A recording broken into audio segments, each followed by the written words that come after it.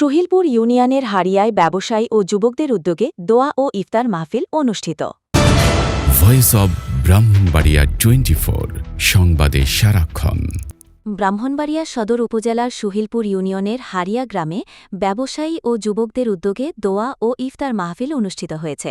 প্রতি বছরের ধারাবাহিকতায় এবারও এ আয়োজন করা হয়। গতকাল বিকেলে হারিয়া কেন্দ্রীয় জামে মসজিদ প্রাঙ্গণে এ দোয়া ও ইফতার মাহফিল অনুষ্ঠিত হয়।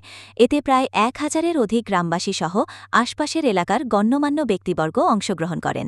অনুষ্ঠানে এলাকার গণ্যমান্য ব্যক্তিবর্গ, সাহেব সর্দার, যুবক বৃদ্ধসহ বিভিন্ন শ্রেণীপেশার মানুষ উপস্থিত ছিলেন। মাহফিলে দোয়া পরিচালনা করেন হারিয়া কেন্দ্রীয় জামে মসজিদের খতিব মাওলানা মামুন বিন সাইদ।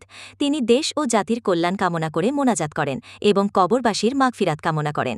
পাশাপাশি এলাকার শান্তি, শৃঙ্খলা ও সামাজিক সম্প্রীতি বজায় রাখতে সবাইকে ঐক্যবদ্ধ হয়ে কাজ করার আহ্বান জানান। আয়োজকরা জানান, এ ধরনের আয়োজন গ্রামীণ সমাজে পারস্পরিক সৌহার্দ্য ও সামাজিক বন্ধনকে আরও সুদৃঢ় করতে গুরুত্বপূর্ণ ভূমিকা রাখে।